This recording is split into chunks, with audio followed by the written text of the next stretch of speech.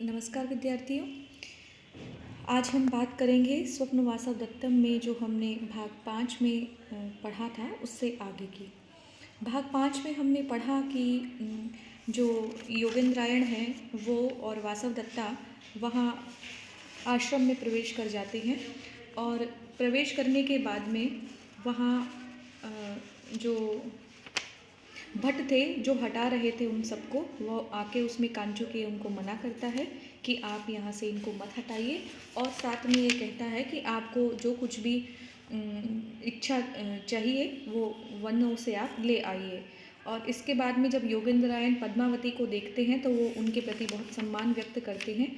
और वहाँ पर एक पंक्ति भी आई थी जिसके लिए मैंने कहा था कि यह सूक्ति है और यह आपके लिए इम्पॉर्टेंट है।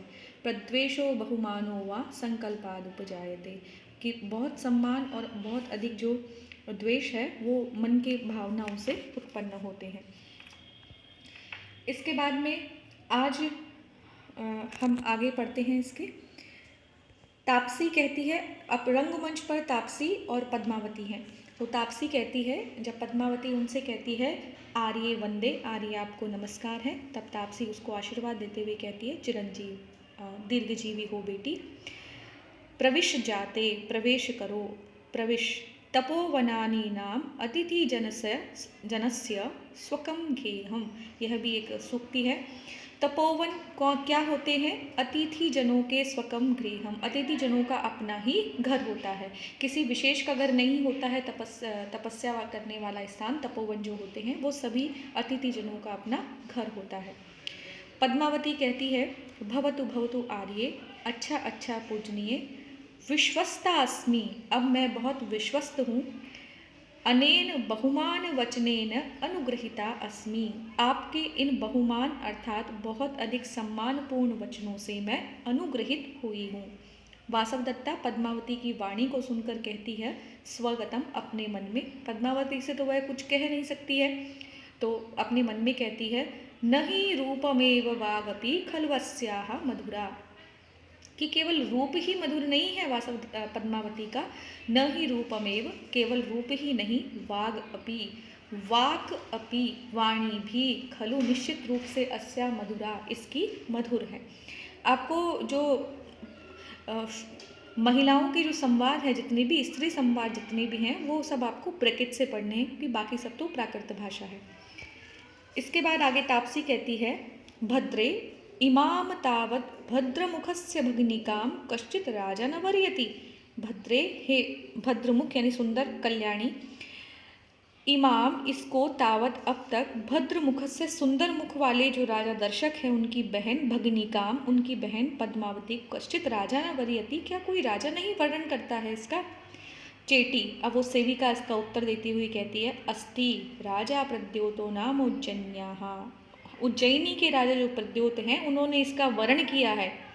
सदारकस्य कारणात दूत संपादम करोति, सदारक, दारक का मतलब यहाँ पर, सदारक का मतलब अपने पुत्र के लिए, कारणात अपने पुत्र के लिए, दूत संपादम करोति उन्होंने दूत भेजा है।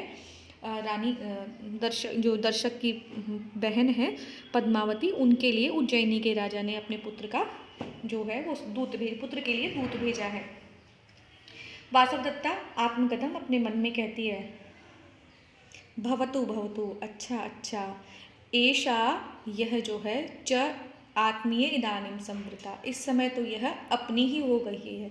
क्यों अपनी हो गई है? क्योंकि यह जो राज परिवारों का जो मिलन है, इसके वजह से वह भी राजकुमारी है और यह भी राजकुमारी है, और उज्जयिनी के राजा जो प्रद्योत है वह भी इनके उदयन के संपर्क में है या उनके ही पिता हैं ये। वासवदत्ता आगे कहती, तापसी आगे कहती है अर्हा खलवयम आकृतिरस्य बहुमानस्य, ये जो सम्मानीय राजकुमारी है इसकी आकृति निश्चय ही विवाह के योग्य है। उभे राजकुले महत्तरेति श्रूयते, दोनों ही राजकुल महत्तर यानी बड़े सुने जाते हैं। कौन से राजकुल? दर्शक का राजकुल और दूसरा उज्जयिनी के राजा प्रद्योत का राजकुल। पद्मावती आगे कहती है आर्य किम दृष्टो मुनिजन आत्मानम अनुग्रहितुम, आर्य क्या कोई मुनिजन ऐसे मिलेंगे।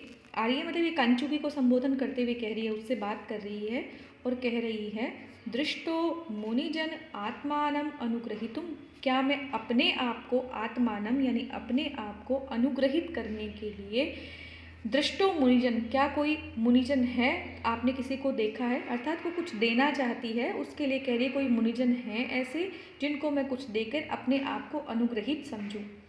अभिप्रेत प्रदानेन, अपने इच्छित अभिष्ट वस्तु का दान करने से, तपस्वी जन ऊपर दान करने के लिए तपस्वी जन उपनिमंत्रयताम तावत कह किम अत्र इच्छति इति।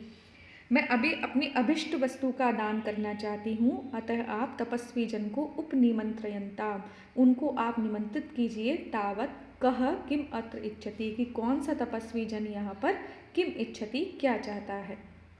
अब कांचुकी है जो है वो घोषणा करता है, यद अभिप्रेतम भवत्याः, भवत्याः आपकी यद जैसी अभिप्रेतम यानी इच्छा, भो भो अरे अरे, आश्रमवासिनः तपस्विजनः, आश्रम में रहने वाले तपस्वी जनों हो, शृण्वन्तु शृण्वन्तु भवन्तः, आप सब लोग सुनिए। ईह अत्र भवति, यहाँ इस तपोवन में, ईह यानी इस तपोवन में, अत्र भवति यानी सम्मानिया जो राजकुमारी हैं, मगध राजपुत्री, मगध राजा की पुत्री, अनेन विश्रम्भणोत्पादयितव्य विशंभा, वह विश्वास मतलब इस प्रकार पद्मावती कि आप लोगों के विश्वास से विश्रम्भा विश्वस्त होकर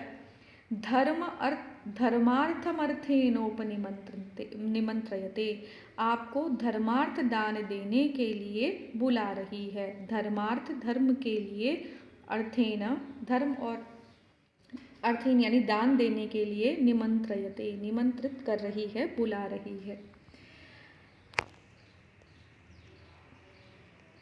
कस्यार्थः कलशेन को मृगयते वासो यथा निश्चितं, दीक्षा पारितवान् किमिच्छति पुनर्देयं गुरोर्यद् भवेत्, आत्मानुग्रहमिच्छति यः नृपजा धर्माभिरामप्रिया, यद् यद् यस्य अस्ति समीप्सितं वदतु तत् कस्याद्य किम दीयताम्।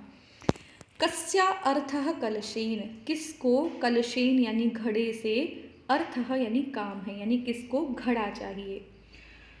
को मृगयते वासो यथा निश्चितम, यथा निश्चितम अपने अपने संप्रदाय के अनुसार, को यानी कौन, मृगयते ढूंढ रहा है, वासो यानी वस्त्र, यानी किसको कलश चाहिए और किसको वस्त्र चाहिए।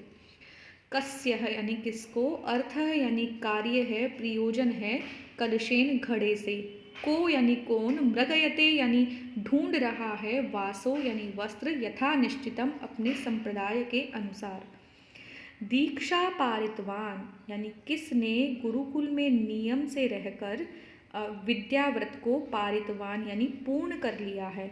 किम इच्छति क्या चाहता है वो, पुनर्देयम गुरोर्यत् जो अपने गुरु को यद देना, पुनः देना यानी फिर दीक्षा में कुछ उनको देना चाहता है। गुरुओं को, गुरु जी को यद देयम जो भी देने का भवेद होवे, किम इच्छति उसको वह क्या चाहता है। दीक्षा पारितवान जिसने नियम से गुरुकुल में रहकर विद्याव्रत को पारितवान यानी पूर्ण कर लिया है, ऐसा वह जो स्नातक है, किम इच्छति क्या चाहता है, पुनः फिर से, देयम गुरोर्यद गुरु को देने के लिए, जो होवे वो। आत्मानुग्रहम इच्छति इह अपने आप को अनुग्रहित करना यानी अपने आप का कल्याण चाहती हैं। कौन, नृपजा राजकुमारी, कैसी राजकुमारी, धर्माभिराम प्रिया धर्म की अनुरागिणी, इह इस तपोवन में, आत्मानुग्रहम अपने आप का कल्याण चाहती है। कौन, नृपजा। तो धर्माभिराम प्रिया नृपजा आत्मानम इह इच्छति, यहाँ इस तपोवन में धर्म की अनुरागिणी जो राजकुमारी है, इस तपोवन में अपना कल्याण चाहती हैं। इसलिए यद जो, यस्य अस्ति समीप्सितम जिसको, समीप्सितम यानी जो अभिष्ट है, वदतु कहिए, तत् कस्य अद्य किसको, अद्य यानी आज, किम यानी क्या, दीयताम दिया जाए, आप उसे बताइए। योगेंद्रायण बोलता है, हंत दृष्ट उपाय, अरे उपाय मैंने देख लिया है। अब प्रकाश में यानी अब ये सब तो अपने मन में कह रहा है और प्रकाश में बोलता है भो अहम अर्थी, अरे मैं चाहता हूँ। पद्मावती कहती है दिष्टया सफलम में तपोवनाभिगमनम, सफल हो गया, दिष्टया यानी सौभाग्य से, सफलम सफल हो गया, में तपोवन अभिगमनम, तपोवन में मेरा आना। तापसी कहती है संतुष्ट तपस्वी जनम इदम आश्रम पदम, तापसी कहती है कि यहाँ तो तपस्वी जन है, इदम आश्रम पदम, इस आश्रम के वो तो संतुष्ट है। आगंतुकेन अनेन भवितव्यम, यह कोई नया आया हुआ यानी कोई अतिथि ही होना चाहिए, भवितव्यम यानी होना चाहिए। कांचुके बोलता है भो किम क्रियताम, अरे किम क्रियताम, क्या चाहता है तुम्हारे लिए क्या किया जाए। योगेंद्रायण कहता है ईयम में स्वसा, ये मेरी बहन है। आप इशारा करते हुए अवंतिका वेशधारी वासवदत्ता की तरफ, ईयम यानी ये, में यानी मेरी, स्वसा यानी बहन है।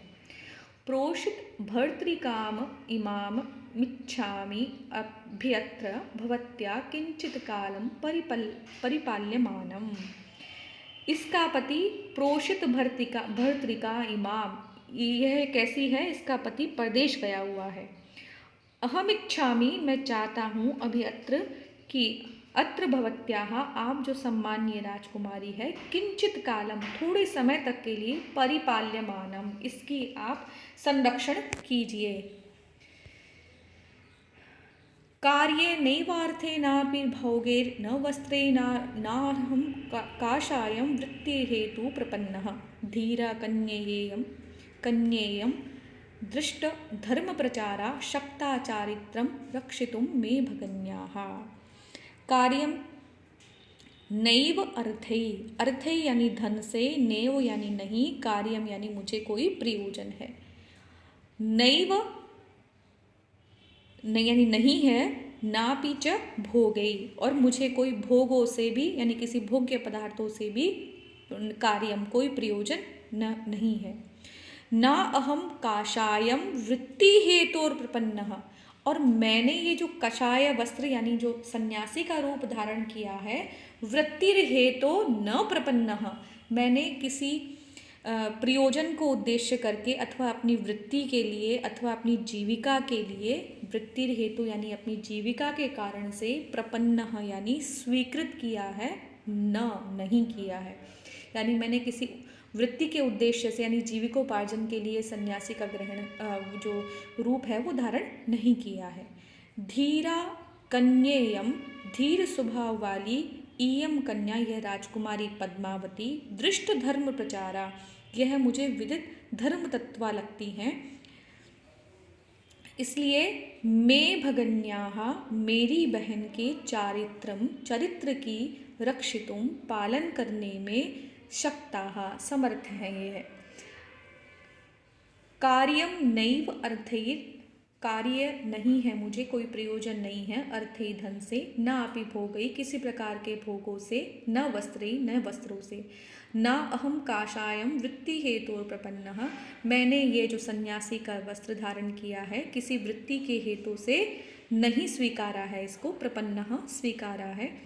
धीरा कन्येयम, यह जो धीर स्वभाव वाली यह जो कन्या है राजकुमारी पद्मावती, दृष्ट धर्म प्रचारा यह मुझे धर्म तत्व को जानने वाली लगती हैं, और यही मे भगिन्याः मेरी बहन के चारित्रम रक्षितुं शक्ताः, मेरी बहन के चरित्र की रक्षा करने में समर्थ हैं। इस प्रकार से योगेंद्रायण अपनी बात कहता है और वो जिस उद्देश्य से उस नगरी में आया था अपने उद्देश्य को पद्मावती के आगे स्पष्ट करता है। इससे आगे की बातें हम अगले वीडियो में करेंगे। धन्यवाद।